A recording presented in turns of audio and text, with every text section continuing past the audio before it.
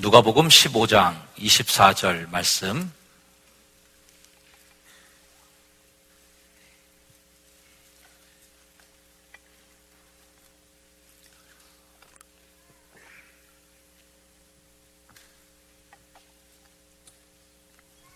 우리 한 목소리로 같이 봉독하도록 하겠습니다. 시작.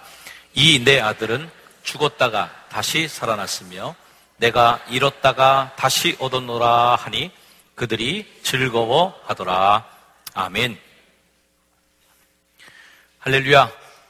믿음의 가정을 축복하고 이 자리에 예배하신 여러분 모두를 사랑으로 축복합니다.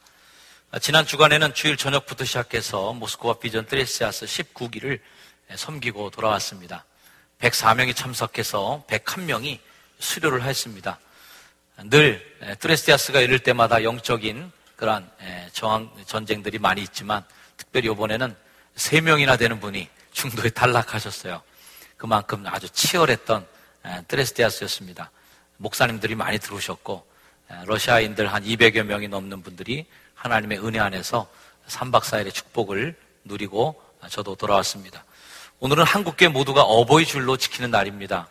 이 자리에 함께 하신 이 땅의 어버이들을 사랑하고 축복합니다. 할렐루야. 다시 한번 우리 60세 되신 아까 어르신들을 축복해드렸지만 그분들을 위해 다시 한번 박수 한번 해드리겠습니다.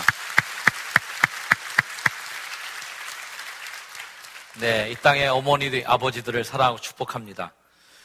한국의 부모상 하면 옛날에 저희가 그런 얘기들 많이 했던 것 같아요. 우리 한국의 엄마들은 애가 넘어지면 그냥 화들짝 달려가서 이렇게 세워주고 말이죠. 옷 털어주면서 어디 다친 데 없어? 너 어디 문제 없니? 그러면서 막 털어주고 씻어주고 그런 게 이제 한국 엄마들이고 미국 엄마들은 애가 팍 넘어지면은 일어날 때까지 기다려준다고 그런 얘기 많이 했었습니다. 독립심도 키워주고 자립심도 키워주고 우리 애들은 그냥 초등학교 들어갈 때까지 엄마 찌찌 만지면서 옆에서 누워서 이렇게 재우는데 미국 엄마들은 애 그냥 젖 떨어지자마자 혼자 재워갖고서 방에서 혼자 딱 재우게 해서 자립심 좋아진다. 뭐 이런 얘기들도 많이 했던 기억이 납니다. 흔히 스파르타식 교육이라는 얘기를 여러분들이 들어본 적이 있을 거예요. 그 도시국가의 하나였던 이 스파르타는 기원전 8세기에 도리아인들을 정복하고 그곳에 이제 도시국가를 건설하는데요. 이 도리아인들이 이제 반발하고 저항하는 것을 막기 위해서 아주 강력한 군사국가를 만들기 위해서 아주 어린이들을 7살 때 군사로 불러서 그 집단 생활을 하면서 아이들을 가르치고 7살에 집 나가서 군대가 되는 아이들을 60살에 제대가 됐답니다. 그러니까 평생 군인으로 사는 거예요. 스파르타식 교육은 애가 태어나자마자 의사가 진찰을 해서 이 아이가 건강하게 자랄 수 없으면 그냥 산에다 갖다 버리고 잔인하게 이렇게 하고요. 그래서 젖대고 뭐 조금만 애가 지나면 7살에 이제 군대가 입대해서 가혹한 교육을 받게 되는데 서로 이렇게 채찍질하고 때리는 그러한 일들을 다반사를 이렇게 시켰고요. 선배가 후배들에게 아주 강력하게 제재하고 그러는 것을 오히려 권장사항으로 했다는 겁니다. 이 스파르타는 강력한 군사력을 보유하긴 했지만 이웃나라였던 이 아테네에 비하면 이 땅에 뭐 스파르타 문화가 남아있는 게 없어요. 가끔씩 이렇게 엄한 부모님한테 스파르타 교육식을 한다 이렇게 하나만 남아있고 문화가 없습니다. 아테네는 문화, 예술, 철학의 도시고요. 이 땅에 많은 철학과 예술들을 남겨줬던 문화가 오래 이끌었던 나라입니다. 이 스파르타라는 나라는 그렇게 강력한 국가를 건설했지만 결국은 오래 가지도 못해서 나라가 망했어요. 왜냐하면 이 아이들이 전쟁에 나가 싸울 의미를 못 찾았기 때문에 그렇답니다. 뭐 부모를 위해 싸운다든지 형제를 위해 싸운다든지 사랑하는 자녀를 위해 싸운다든지 이런 이 싸움의 명분이 있어야 되는데 전쟁터에 나가도 별로 싸울 마음이 없는 거예요. 뭐 싸울 게 있어야죠. 국가를 위해 싸우는 것도 한계가 있는 거죠.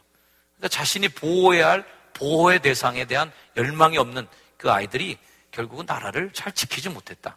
스파르타식 교육은 훌륭한 결과를 낳지 못하고 끝이 난 교육이 되고 맙니다. 얼마 전에 미국의 오바마 대통령이 한국의 부모들을 칭찬해서 화제가 됐던 일이 있었습니다.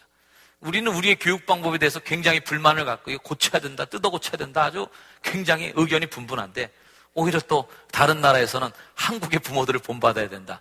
이런 얘기가 나왔다는 데에 대해서 사람들이 좀 깜짝 놀라기도 하고 사람들이 이렇게 입에 오르내렸던 그런 일이었습니다. 이 바로 부모님들의 교육열인데요.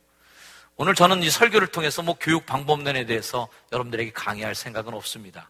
여러 가지 시시비비가 있겠지만 어찌됐든 간에 결과로 보니까 대한민국이 50년대, 60년대의 가난을 딛고 70년대의 정치적 혼란기를 딛고 오늘날 세계적인 국가가 되어 있다는 겁니다. 우리 부모님들이 우리를 어떻게 교육했던 간에 우리의 엄마 아빠들이 우리들을 어떻게 길러냈던 간에 대한민국이 그래도 이만큼 훌륭한 나라가 돼 있다는 것입니다.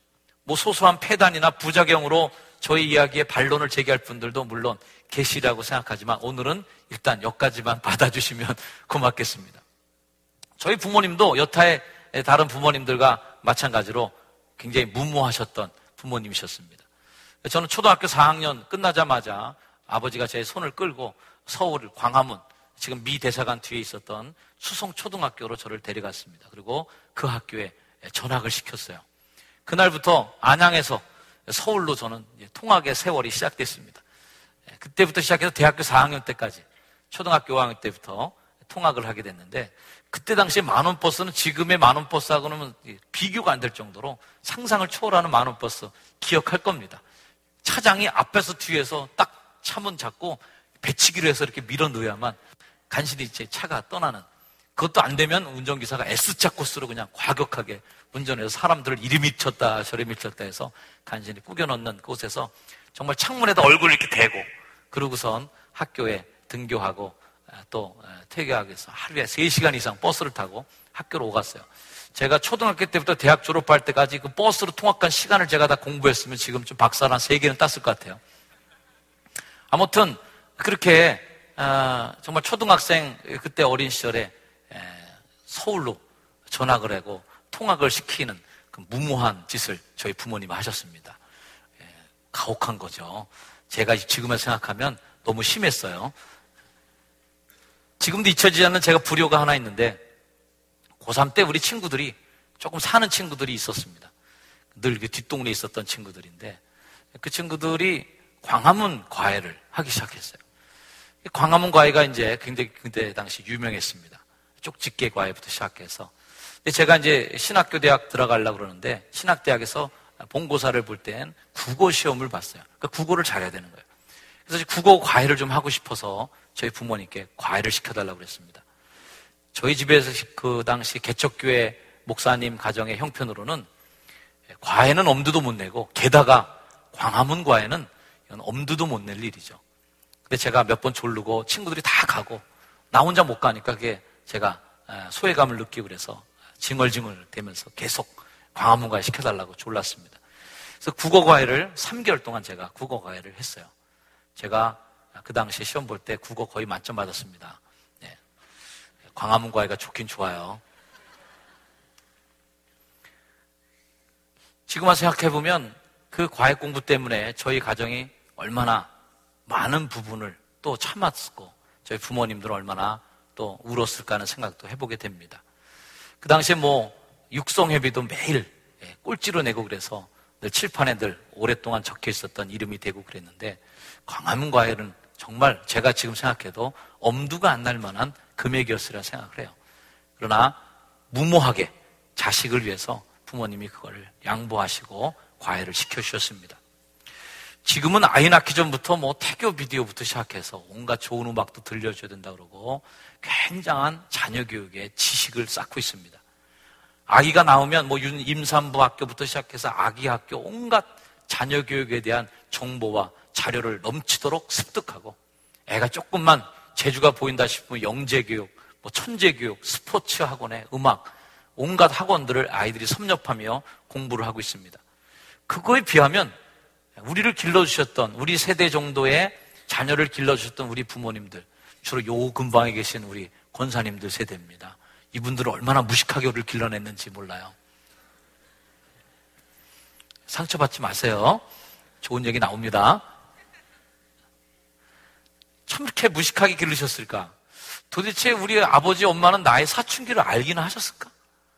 지금도 궁금해요. 고등학교 내내 사진을 하고는 교복, 교련복 이 사진밖에 없는 다였는데요. 그때 당시 좀 멋부리고 싶었던 내 마음을 부모님이 좀 알아주기는 하셨을까? 참 서운한 마음. 나랑 대화는 살갑게 해주셨나? 아버지들 집에 들어오면 밥 먹었냐? 네, 들어서 공부해. 네, 그런 끝이에요. 뭐 대화하면서 야, 학교 생활 좀 어떠냐? 뭐 요즘에 재밌는 게 뭐냐? 뭐 이렇게 따뜻한 대화를 해본 적이 없는 그 아버지. 그렇게 책이 읽고 싶었는데도 그 흔한 세계 명작 동화선집 하나 집에 없어서 책을 못 읽었던 그 어린 시절의 그런 아픔들이 제가 울컥하고 솟아오릅니다. 그런 자식들을 좀 부모님이 이해는 해주셨나. 이제 큰 누님이 손주를 받습니다. 그래서 저희 이제 큰 누나도 할머니가 되셨습니다. 가끔 그렇게 나이가 이제 들어가면서 같이 늙어가고 있는 누나들과 어머니와 앉아서 농담반 진담반으로 가끔 그런 얘기 할 때 있어요. 야, 어머니, 우리가 이렇게 삐뚤어지지 않고 자란 거는 다 우리 덕분인 줄 아세요, 어머니? 그렇게 막 길렀는데도 우리가 삐뚤어지지 않은 거는 다 우리 덕인 줄 아세요. 이렇게 이제 농담으로 이야기하기도 합니다. 그런데 언젠가 저희 어머니가 눈물을 글썽이시면서 진지하게 이런 말씀을 하시더라고요. 야, 내가 너희들을 정말 무식하게 길러서 미안하다. 이런 얘기를 하셨어요. 내가 참 미련하게 너희들을 길렀다. 그 당시에는 그게 잘하는 줄 알고 그렇게 했는데 지금 와서 생각하니까 참 미련한 짓 했구나라는 이야기를 하시면서 눈물을 글썽이시더라고요. 잘해주지 못해서 미안했다. 그리고 목회하느라고 바빠서 너희들에게 시간을 쏟지 못하고 매일 누나들이 밥 해먹고, 저도 누나들이 밥 해준 적이 더 많은 것 같아요. 어머니가 밥 해주는 밥보다 누나들이 밥 해주는 거 더 많이 먹고, 늘 늦게 들어오시니까 누나들이랑 저희 셋이만 집에 있고 말이죠. 매일 철야 기도하시고 매일 교회 가서 기도하시던 어머님. 그래서 우리들은 어머니 없이 정말 자라는 것 같은 그런 마음으로 가정에서 자라게 됐었습니다. 무섭게 키우고 매를 들고 목사의 자식이라고 남에게 흉보지 말아야 된다고, 흉볼 일 없어야 된다고 그렇게 엄하게 키웠던 일들에 대해서 미안하다고 눈물을 글썽이시면서 얘기해 주셔서 순간 우리 가족들이 다 숙연해진 적도 있었습니다. 참 그렇습니다. 우리 부모님들은 참 무식하게 저희들을 키웠던 것 같아요. 그리고 지식도 없이, 자녀 교육에 대한 배려 없이 그냥 키웠던 것 같습니다. 그런데 우리가 따라갈 수 없는 그 어머니, 아버지의 교육 방법이 하나 있었어요. 오늘 그것을 여러분과 함께 좀 나누고 싶은 것입니다. 어렸을 때는 늘 서운하기만 했던 그런 부모님들의 느낌들. 그러나 철들었을 때야 비로소 느낄 수 있었던 것은 바로 저희 아버지, 어머니가 우리에게 주셨던 뭉클함이었다 하는 생각을 해요. 아주 단순하고 무식한 그 교육 방법 속에 숨어 있었던 가슴 뭉클한 감동들이었다는 것입니다. 그러면서 한편으로는 생각에 나는 과연 나의 자녀들에게 뭉클한 아빠인가? 뭉클이라는 단어를 뭐라고 설명할 수는 없지만 여러분들이 아마 느낌으로 공감해 주시리라 믿습니다. 저는 오늘 이 탕자의 비유를 본문으로 삼아서 여러분에게 읽어드렸는데요. 이 탕자의 비유를 구원의 관점으로 해석하지 말고 오늘도 계속 이 비유가 많은 사람들에게 공감대를 이루고 있는 이유가 뭘까? 그 중에 하나가 이 아버지의 무식함입니다. 지금이나 변함없는 부모상, 그 부모상이 뭘까요? 이 탕자의 아버지는 정말 속 터지는 아버지였다. 당시 자식이 아버지의 재산을 아버지가 눈 시퍼렇게 뜨고 있을 때 달라는 얘기는 빨리 죽으라는 얘기랑 똑같은 얘기입니다. 빨리 죽으라는 얘기든지 아니면 아버지 죽을 날 다 됐으니까 이제 그냥 조용히 사시고 나한테 돈 줄 거 주십시오. 요즘식 얘기하면 정말 후레 자식이고 아주 쌍놈의 자식입니다. 그런 자식에게 순순히 돈을 주는 이 부모는 동네 소문이 납니다. 김씨네 자식이 말이야 지 아빠가 눈이 시퍼렇게 뜨고 살아있는데 둘째 아들이 그 재산을 다 달라고 그랬대. 그놈이. 동네 어른들이 머리에 혈압을 넣어서 뒷목 잡을 일입니다. 아니 그런 후레 자식이 있어? 지 아버지가 눈이 시퍼렇게 뜨고 살아있는데 어떻게 그럴 수 있단 말인가? 아 근데 김씨가 돈을 줬대. 완전 쓰러지시는 거예요. 아니 세상에 그런 일이 다 있나?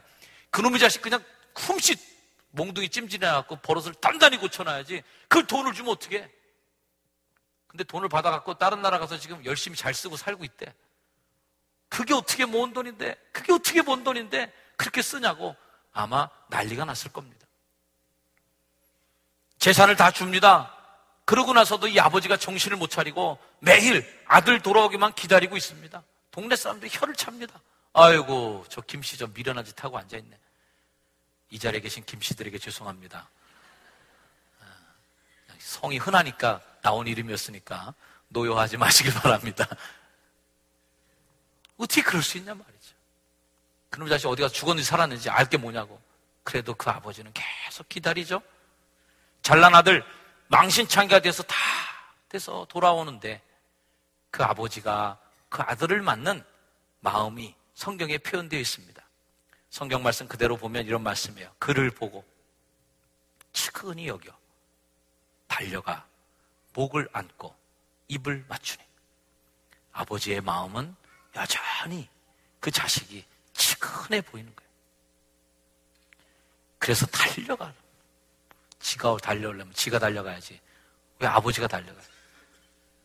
그러나 아들은 달려오지 않지만 아버지는 달려가요. 아들은 멍하니 서 있지만 아버지는 목을 안고. 돼지 열매까지 같이 먹고 앉아 있었으니 꼴도 말이 아닐 텐데 그 자식에게 입을 맞추고 사랑해주는 아버지의 무모한 모습, 이 무식한 아버지의 모습을 우리가 이 탕자에 비유해서 또 한 번 보는 것이죠. 이 정도쯤 되면요, 뭐 동네 사람들은 입방아가 난리가 아닐 겁니다. 예. 집안 말아먹은 놈 돌아왔구나. 근데 그 자식을 아버지가 혼내치지도 않고 말이죠. 야단을 쳐서 그냥 요번 기회에 완전히 버르장머리를 고쳐야 되는데 그렇지 않고 그냥 가서 뭐 괜히 울고 말이죠. 입을 맞추고 뭐 아이고 꼴 사납다 꼴 사나워 하는데도 그 아버지는 그 아버지인 것이죠. 동네 사람은 둘째치고 피를 나눈 형이 봐도 이게 말이 아닌 상황입니다. 누가복음 15장 28절 형의 이야기. 그가 노하여 들어가고자 하지 아니하거늘 아버지가 나와서 권합니다. 화가 났어요. 분이 올랐어요. 자, 여러분, 형이 정상입니까? 아버지가 정상입니까? 저는 형이 정상이라고 생각해요. 여러분, 성경 이야기니까 우리가 그냥 받아들이지. 여러분 가정에 현실적으로 이 일이 일어났다고 생각해 보세요. 집에 형제 중에 말이죠. 별로 집안에 노력한 것도 없는 놈이 뭐 사업한답시고 아버지 뭐 땅 팔고 뭐 집 뭐 담보 잡히더니 사업한다고 돌아치더니 아이고 사업은커녕 집안 완전히 말아먹고 말이죠. 보증 쓴 거 다 잡혀갖고 집 문서 다 잡히고 형의 누나에 막 그냥 온 집안 막 풍지박살 만들어 놓고 그러고 나서 낯짝이나 있는지 집에 들어와서 앉아서 밥 먹겠다고 앉아 있는데 아버지가 또 그놈한테 그냥 밥에다가 반찬 얹어주면서 배고프지 이놈아 너 많이 먹어야 돼. 이거 보면요 밥상 걷어 차고 싶을 것 같아. 온 집안 식구들이 여러분 정상이겠습니까 그게? 아버지 이 자식 뭐 이쁘다 그러세요? 아유 그냥 이놈 때문에 우리 집안 망했어. 이놈 때문에 아주 우리 집안 아주 그냥 다 풍지박살이야 이제. 원망과 분노가 가득 찼을 거예요. 그러나 아버지는 그렇지 않아야 된다. 아버지는 비정상적이어야 아버지다. 여러분에게 비정상적인 한 아버지를 제가 소개하려고 합니다. 아버지의 이름은 딕이라는 사람이고 아들의 이름은 릭입니다. 릭이라는 아들은 태어날 때부터 이 탯줄이 목을 감아갖고 산소가 뇌에 공급되지 않아갖고 뇌성마비와 경련성 전신장애를 입게 됩니다. 태어난 지 8개월 후에 더 이상 가망성이 보이지 않자 의사는 부모에게 아이를 포기하라고 합니다. 이 아이는 식물인간이 될 것입니다. 하지만 그들은 아들을 포기할 수 없었습니다. 시간이 흘러 아들은 간신히 현대 문명의 이기에 도움을 받아서 컴퓨터로 자신의 의사를 표현하게 됩니다. 아버지, 엄마 이 정도의 단어를 간단하게 쓸 수 있었습니다. 그러던 어느 날 이 컴퓨터로 아이가 자신의 의사를 처음으로 표현합니다. 달린다라는 단어를 썼습니다. run, 달리고 싶다라는 단어를 썼습니다. 아버지는 다니던 직장을 그만두고 그와 함께 달리기를 시작합니다. 15살이 되던 해에 아버지와 함께 자선 달리기 대회에 참석합니다. 5마일 자선 달리기 대회에 완주하고 꼴찌에서 2번째로 그들이 골인점을 통과합니다. 경기 후에 그 아들은 아버지에게 말했습니다. 아버지, 오늘 저는 난생 처음으로 내 몸에 장애가 없다고 생각했어요. 이 아버지는 1981년 보스턴 마라톤 대회에 아들을 데리고 출전합니다. 4분의 1도 못 뛰어서 기권하고 말았습니다. 다음 해 1982년 보스턴 마라톤 완주에 성공합니다. 이들의 최고 기록은 2시간 40분 47초였습니다. 마라톤을 시작한 지 4년 후에 이 아들은 더 큰 꿈을 아버지에게 얘기합니다. 아들의 소원은 아버지에게 철인 3종 경기에 나가고 싶다는 것이었습니다. 정상적인 사람도 하기 힘든 철인 3종 경기. 당시에 그 아버지는 6살 이후에 자전거를 타본 적도 없는 아버지였고 수영은 아예 할 줄도 몰랐던 아버지였습니다. 사람들이 미친 짓이라고 그 짓은 아들을 더 힘들게 할 뿐이라고 말렸습니다. 아버지는 아들을 위해 모든 것을 버리고 철인 3종 경기에 출전합니다. 세계 최강의 철인들 틈에서 아버지는 허리에 고무배를 묶고 3.9km 바다를 수영하고 자전거로 180.2km의 용암지대를 달렸고 아들이 탄 휠체어를 밀며 42.195km의 마라톤을 완주하였습니다. 아들이 할 수 있는 것이라고는 아버지가 끌어주는 보트에 자전거에 누워있는 것뿐이었습니다. 모두가 다 들어오고 한참이 지난 후에야 아버지와 아들이 해가 다 깜깜한 때에 꼬린점에 들어왔습니다. 사람들은 그 부자를 위해서 끝까지 기립하고 기다려주고 박수 쳐주었습니다. 아들은 얘기했습니다. 아버지가 없었다면 저는 할 수 없었을 거예요. 이 말을 들은 아버지가 얘기합니다. 내가 없었다면 아버지는 하지 않았을 것이다. 철인 3종 경기는 아침 7시에 출발해서 밤 12시까지 17시간 이내에 골인에 들어와야 됩니다. 아버지와 아들이 세운 기록은 16시간 40분이었습니다.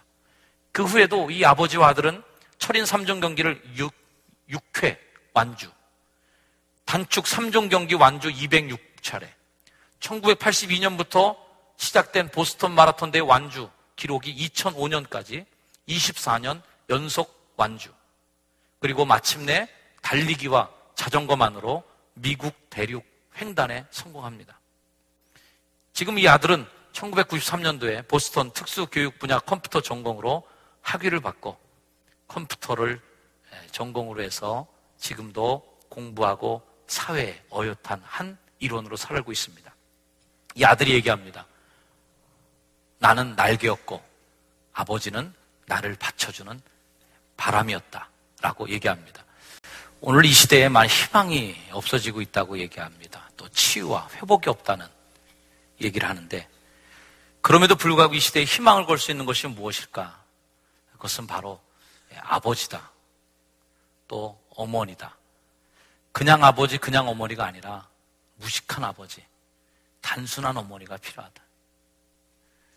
요즘 지혜롭게 기르고 반듯하게 기르고 깨끗하게 기르고 그러면서 가정이 회복의 품이 되지 않고 상처의 그런 장이 되고 있지 않는가 하는 생각을 해봅니다. 우리 부모님들은 무식했어도 무조건 나만 위해 주셨어요.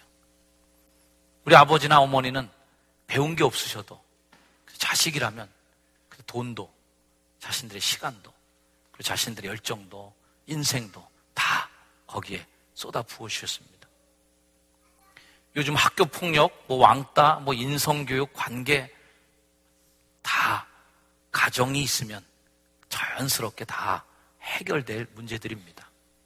가정을 제껴놓고 교육 시스템, 사회구조, 정치로 풀어낼 수 없어요. 그래서 가정이 이 시대의 희망이 되는 것입니다. 저는 오늘 이 가정의 뭉클함에 대해서 여러분에게 호소하고 또 우리 부모님들 세대에 우리가 느꼈던 우리 부모님들 우리에게 주셨던 뭉클함을 옹호하고 싶습니다. 때로는 그분들이 답답해 보였어요. 이런 게 다 있어라고 말하고 싶었던 그분들의 단순하고도 무식한 자식에 대한 무조건적 그 사랑이 오늘날 이 가정에 지금도 남아있다면 아직은 우리 삶 속에 희망이 있지 않을까 하는 생각합니다. 뭉클함이 있는 가정은 오늘 설교의 제목처럼 회복의 품이 됩니다. 상처받고 어디 가서든지 정말 환영받지 못하는 그러한 망나니 자식도 그 가정에 돌아와서 아빠 엄마의 뭉클함 속에 들어오면 거기서 회복되는 거죠. 치유되는 거죠. 경제적으로 어렵습니까? 그런 상처나 어려움도 가정에 돌아와서 가족들의 뭉클함 속에 들어오면 다 치유되고 회복이 되어서 다시 탄생하는 것입니다. 오늘 이 아버지는 이 자식을 품어줍니다. 그리고 그 상처를 안아줍니다. 가정은 뭉클함이 있는 회복의 품이요, 모든 상처를 치유해서 다시 일으켜 세워주는 인생의 인큐베이터다, 저는 믿습니다. 오늘 아버지의 마음의 말씀을 통해 다시 한번 느껴보길 원하는데, 15장 24절의 아버지의 말씀처럼 이 내 아들은 죽었다가 다시 살아났으며 내가 잃었다가 다시 얻었노라. 어디서 이런 기적이 일어납니까? 죽었다가 다시 사는 거예요. 이 기적이 어디서 일어났는가? 아빠의 품에서 일어나는, 그 자식을 안아줬던 아버지의 품에서 이 자식은 다시 살아났고, 망신창이가 된 그 인생은 그 아버지의 뭉클함 속에서 다시 회복되어 치유됐던 것입니다. 가정은 죽었다가도 다시 살아나는 것이고, 아버지 어머니의 품은 잃었더라도 다시 회복되는 회복의 품인 것입니다. 사랑하는 효성가족 여러분, 여러분의 가정이 그런 회복의 품이 되기를 주의 이름으로 축원을 드립니다. 여러분이 가정이 그런 가정이 되기를 위해서 여기 계신 우리 아버지들은 오늘 이 영상에 나왔던 그 아버지처럼 절대 우리의 자식들을 혼자 달리게 하지 말고 함께 달려주는 아버지가 되어주시길 바랍니다. 어머니들은 자식이 홀로 있지 않도록 뜨거운 가슴으로, 사랑으로 그 자식을 품어주시기를 바랍니다. 그렇게 이 가정이 뭉클함이 살아있을 때 세상에 어떤 사람이 자살을 꿈꾸겠습니까? 세상에 어떤 사람이 돈 좀 없다고 인생을 망가뜨리겠습니까? 세상에 어떤 사람이 작은 사업에 실패하고 작은 도전에 실패했다고 해서 자신의 인생을 던져놓는 사람이 어디 있겠습니까? 회복의 품, 이 가정이 여러분의 가정에 이루어지고 그 가정을 통해서 살아나는 역사, 회복의 역사가 많아지기를 주의 이름으로 축원을 드립니다. 우리 기도하겠습니다. 하나님, 우리에게 회복의 가정을 통하여 다시 살아나는 역사가 있게 하시고, 지쳤던 이들이 가정에 돌아와 다시 회복되며, 쓰러졌던 이들이 가정에 돌아와 다시 회복되며, 억눌렸던 사람들이 가정에 와 회복되어 일어나고, 우리 가정을 통하여 이 땅이 변화되고 행복한 교회를 만들어가는 한 단위 세포로서 역할을 감당하는 축복의 가정들이 다 되게 하옵소서. 예수님의 이름으로 기도드립니다. 아멘. 우리 자리에서 함께 일어나셔서 오늘 찬양하실 때요, 가족들을 축복하며 오늘 찬양했으면 좋겠습니다. 혹시 가족들 멀리 떨어져 있는 분이 있으면 좀 찾아가세요. 이렇게 멀리 떨어져 앉으셨어요? 네. 자, 가족들에게 가세요. 네. 가족에게 가서 그 가족들을 축복하면서 이 노래를 불러드리도록 하겠습니다. 특히 부모님들이 계시다면, 또 아내와 남편이 있다면 여러분들을 서로 격려해 주시길 바랍니다. 때로는 너희 앞에 어려움과 아픔이 있지만 담대하게 당신 치유되고 당신 회복되고, 얘들아 내가 너의 힘이 되어줄게, 주님처럼 든든한 어깨 동무를 해주셔서 우리 모두가 그런 축복 속에 회복되는 믿음의 가정을 이루어가시기를 다시 한번 주의 이름으로 축원을 드립니다. 찬양합니다. 때로는 너의 앞에 어려움과 아픔이 있지만 담대하게 주를 바라보는 너의 영혼, 너의 영혼, 우리 볼 때 얼마나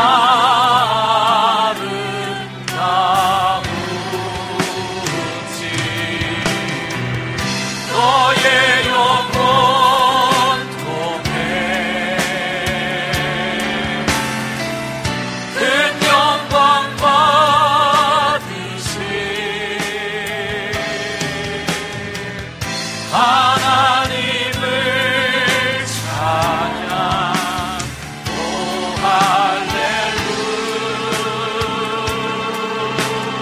할렐루야. 너는 택한 소송이요 왕같은 제사장이며 거룩한 나라 하나님의 소유된 데에서 너의 영혼 우리 볼 때 얼마나 사랑스러운지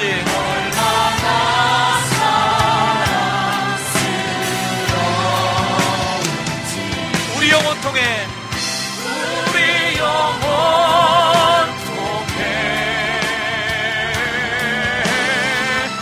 큰 영광 받으시